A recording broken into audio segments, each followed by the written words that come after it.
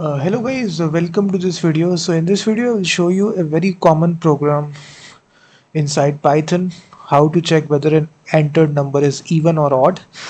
It's a very simple program guys. Whether a number is even, it must be divisible by 2 or any even number. For this, we'll put a condition right here. If it's an even number, then it should be divisible by 2. And here, as you can see, we're asking the user by the input function, enter a number. The user will write a number right here. Let's suppose they write 6. So they write 6.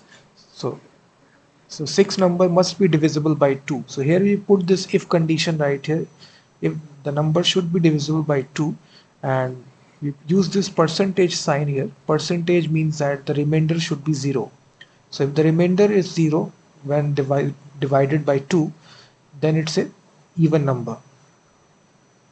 If we are getting a remainder, then in that case it's not divisible entirely, so it's a odd number. It's a very simple condition, and if I run this program here, you will actually see how simple it is.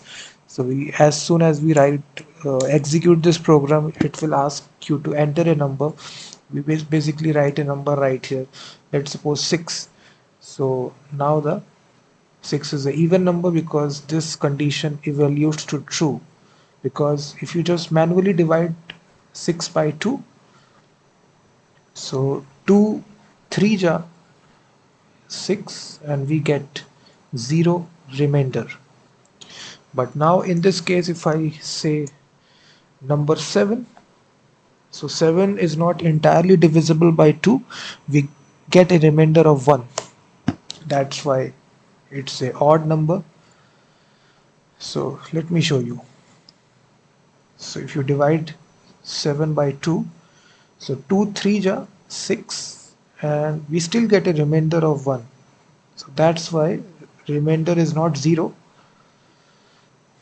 So that's why it is a odd number.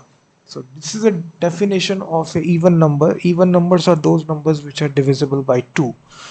So 7 is not divisible by 2, so that's why it's a odd number. So if I take, let's suppose 9, just pause the video and just answer what will be the output.